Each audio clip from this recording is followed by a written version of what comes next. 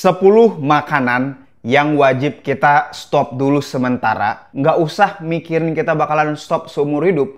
Sementara aja kita dulu stop selama sebulan, 2 bulan, atau bahkan 3 bulan untuk kita bisa menurunkan berat badan, kadar lemak, mau di pipi, mau di paha, mau di perut, terutama yang paling susah gitu ya. Yang awalnya misalnya kadar lemaknya kalau gua gini mukanya cabi banget, berjerawat karena nggak sehat hidupnya, atau bahkan kadar lemaknya itu udah mulai tinggi ya, 40% kayak gini, kita turunin ke kadar lemak yang ideal. Artinya apa? Lemak perutnya udah nggak ada lagi. Bahkan sampai kelihatan tuh otot perutnya di kadar lemak 15% kayak gini, atau kalau perempuan ke kadar lemak 20%-an kayak gini. Karena banyak banget manfaat positif yang akan kita dapetin kalau misalnya kita bisa hidup lebih sehat, hidup lebih baik, naikin nilai atau value dari diri kita ini. Yang awalnya gue itu ya pre-diabetes, berat badannya 90, padahal gue tingginya 170 doang ya. Mukanya jadi hancur, kusem kulitnya, jadi nggak sehat, gampang sakit gitu ya. Dengan kita mengubah keadaan kita yang awalnya nggak sehat jadi lebih sehat.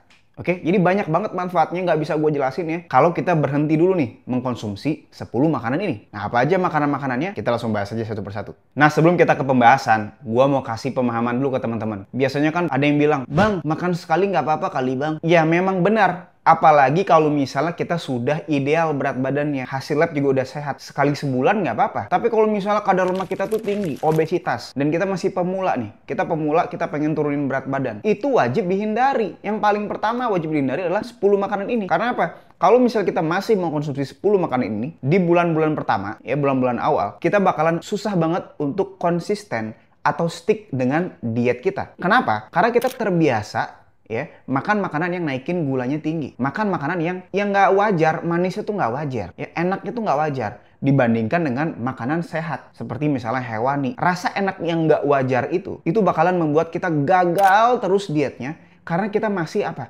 sedikit-sedikit makan tuh setiap hari ya. Kita atur porsinya gini kayak anak bayi, tau nggak lo? Kayak anak kecil. Jadi kita wajib disiplin ya untuk bulan pertama dulu. Kita stop dulu mengkonsumsi makanan-makanan ini. Karena kita bakalan jadi lebih cepat juga progresnya. Kita nggak buang-buang waktu. Dan lidah kita akan terbiasa dengan makan makanan yang sehat tuh sebenarnya kayak gini. Teman-teman yang punya masalah metabolik. Contohnya diabetes. Oke, gula darahnya tinggi. Pre-diabetes. Perlemakan di hati ya. Fungsi ginjalnya menurun. PCOS. Dan banyak masalah metabolik lain yang disebabkan dari pola makannya. Kalau kita stop makan makanan ini, kita bakalan mengembalikan kesehatan kita. Oke, jadi makanan yang pertama apa? Yaitu adalah makanan yang berbahan dasar tepung. Contohnya mie. Oke, mie itu ya buat teman-teman nggak tahu, itu adalah karbohidrat olahan ya, tepung ditambah lagi biasanya sama bumbu mie-nya. Bumbu mie-nya itu gulanya tinggi, yang diserbuk-serbuk itu ya. Itu ada kandungan gulanya loh. Apalagi di kecapnya. Kecapnya ada gulanya, ada karbo, ada kedelainya, ada minyak nggak sehat. Itu lu campur dan lu makan tiap hari. Nggak heran misalnya apa? Misalnya perut lu buncit, oke? Nggak heran misalnya usus lu bermasalah. Nggak heran misalnya lu GERD, oke? Jadi kita wajib apa? Wajib stop dulu mengkonsumsi sama mie. Jadi kalau misalnya teman-teman masih nggak sadar, nih gue sadarin nih ke teman-teman ya. Kalau teman-teman berat badannya masih nggak turun-turun, itu mie wajib di stop dulu. Mau mie-nya bentuk apapun, mie instan, mie dimanapun ya, itu di stop dulu. Kalau udah ideal, ya baru boleh sekali-sekali misalnya sekali sebulan.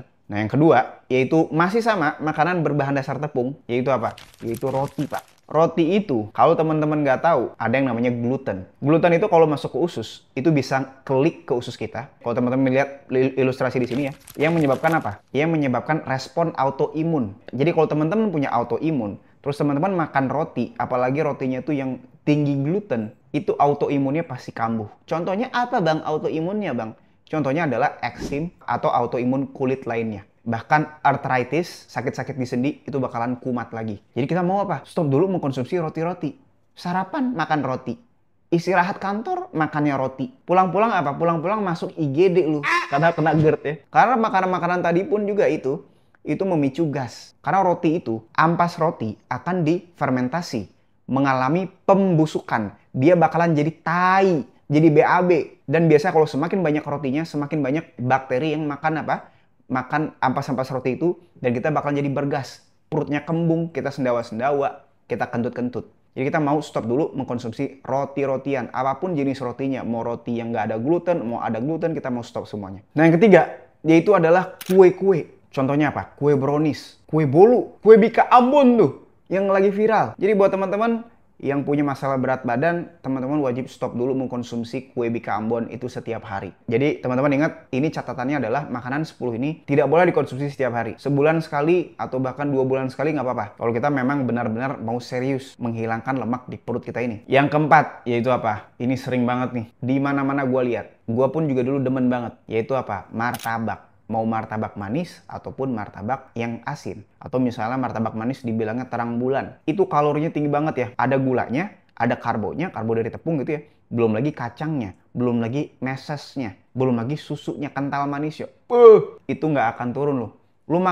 Lu diet seminggu, lu makan itu sehari, lu harus bayar lagi seminggu. Oke? Untuk apa? Untuk kebakar tuh martabak. Jadi kita apa? Mau hindari banget tuh makanan kayak gitu. Misal teman-teman dibilangin nggak apa-apa makan dikit-dikit, udah. Itulah kenapa teman-teman badannya masih sama aja kayak gitu. Karena apa? Karena masih dikasih excuse ya, dikasih nggak apa-apa makan dikit kayak ini. Ya nggak berubah-berubah badannya. Padahal effort kita udah lumayan tinggi gitu. Yang kelima, yaitu apa? Itu pasta. Jadi pasta itu adalah makanan yang berbahan dasar tepung juga. Kita wajib stop dulu tuh konsumsi pasta-pastaan. Udah mahal, nutrisi kagak ada. Jadi mending nggak usah makan pasta.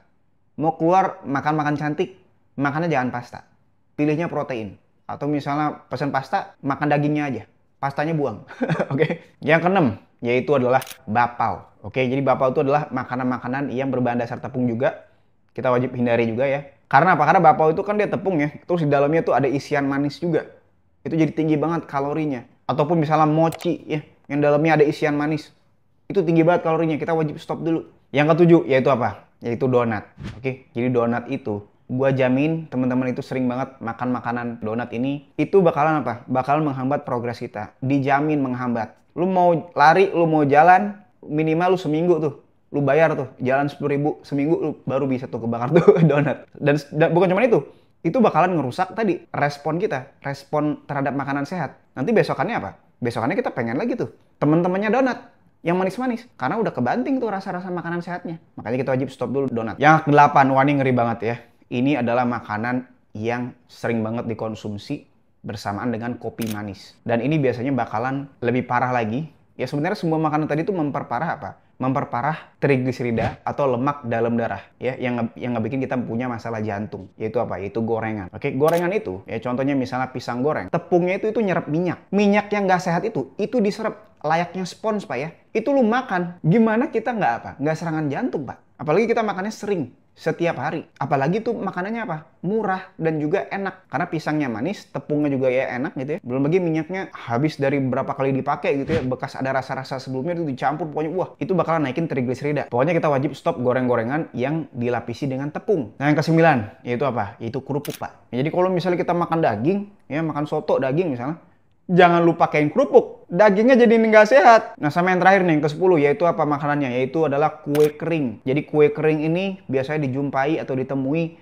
setelah kita puasa. Pada saat hari raya nih, lebaran misalnya kan, kita misal lebaran, itu pasti nastar di mana-mana. Cookies ya, itu apa? Itu bakalan naikin banget berat badan kita pak. Kita wajib stop dulu juga kue-kue kering ya, supaya kita bisa turunin berat badan juga. Nah kalau misalnya teman-teman nih, bingung, bang gue makannya apa dong bang? Nah kita sebaiknya mengkonsumsi, kalau misalnya teman-teman mau serius ya, turun berat badan kayak klien gue ini ya, itu 10 kg dalam 1 bulan, dan lingkar perutnya turun 11 cm, atau buat yang perempuan ya, itu umurnya udah 55 tahun gitu, berat badan turun 6 kilo, dan lingkar perutnya turun 10 cm, teman-teman bisa lihat di layar ya, supaya bisa kayak teman-teman kita tadi, kita wajib mengkonsumsi hewani. Contohnya apa? Contohnya ayam, sapi, kambing, dan juga nanti pakai garam supaya kita nanti nggak lemes dietnya. Nah kalau misalnya teman-teman masih bingung juga menu makanannya apa aja, list makanannya yang kita wajib konsumsi setiap harinya di rumah ataupun di luar, dan yang wajib kita stop dulu sementara itu apa aja, termasuk juga bahan-bahan makanannya tuh di mana belinya, link-link pembeliannya, dan juga program latihan di rumah, jalan kakinya gimana, atau latihan bebannya gimana, kardionya gimana, atau mau di tempat gym itu gimana. Nah kalau misalnya teman-teman mau dibikinin itu semua,